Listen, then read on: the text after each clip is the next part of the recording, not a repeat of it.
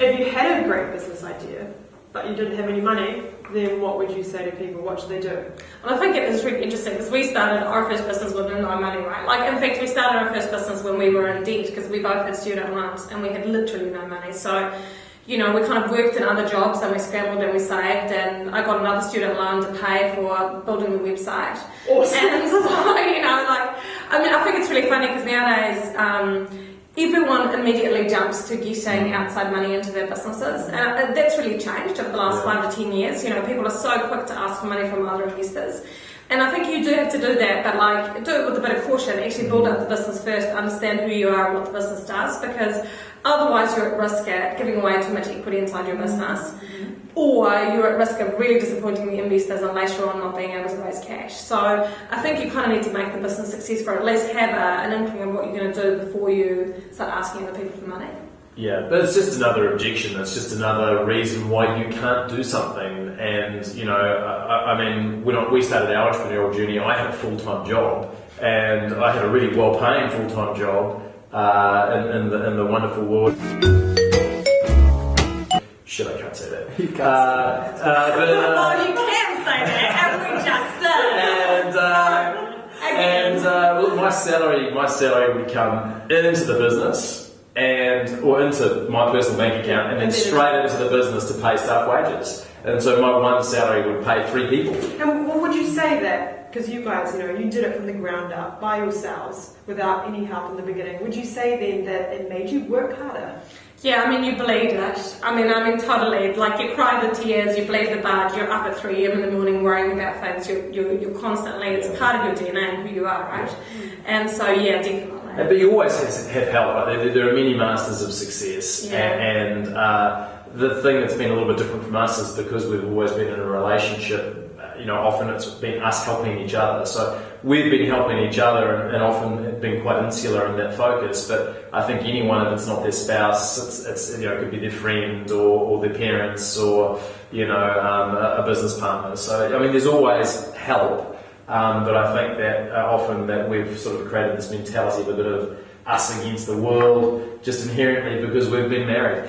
So would you recommend that married couples and friends go into business together? Funny story, we were talking to one of the largest private equity companies in the world. They've got offices in Boston and Hyderabad and Hong Kong, and they've been in business for 60 years, which is very early for private equity. They've got a database of hundreds of thousands of businesses. And successful transactions. Yeah, and they've analysed that database to determine what is most likely for a business to succeed. Yeah, exactly. And married couples, and if you live in Texas. So, well, we didn't live in Texas, but hey, we're married, so we're halfway there. But look, I think it is, again, when you're coming back to, you know, making that work, and in particular if you're going into business with friends, or actually having good foundational documents when you can afford it, having a good shareholders agreement, because I do think that it can become hard for people over time. And there are so many founder fallouts, and one of the things that we were always proud of in my food bag was that we all stuck together. Like, and it's not always easy, like it's really hard, you go through some challenging times, and so if you're going into business with your family or with your friends or with your husband, you know, actually be really clear about who does what and find a way of working well together. And that's why I think having people around you that you love and you trust and you respect, it makes the journey easier, because the journey is really hard and it's really emotional and you have lots of ups and downs, and so having someone that you can be really open with and share your worries and fears and then pragmatically resolve that is really important. And for me, it looks like my wife.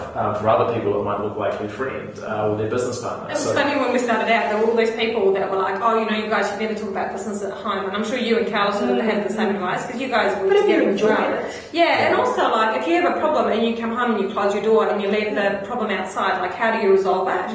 So actually, you know, we were always like, we just talk about it whenever, wherever. Like, sometimes it can be frustrating because one of us might turn around and be to the other one and be like, you know, it's 11 o'clock at night and then we have something we have to talk about.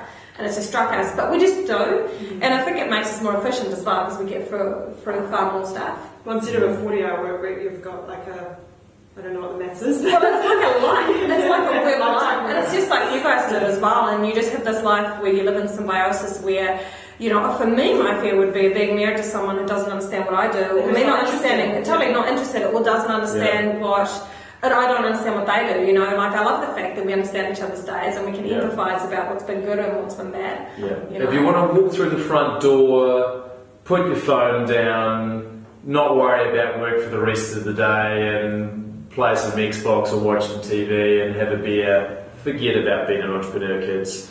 Don't do that, Are you going to say publicly where some of your best ideas come to fruition? We have started, Nadia's referring to something quite specific, because we often, like, you know, as a board inside my third being, particularly in the early days, James and I would come in and we were like, in the shower this morning.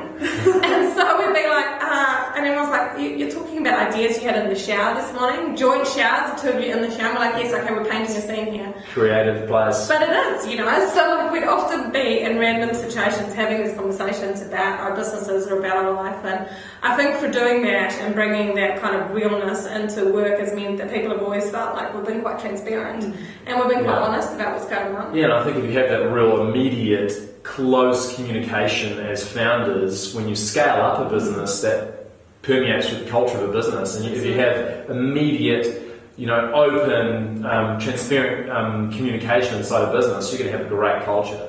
So you know, I think it really starts with the founders and how they interact.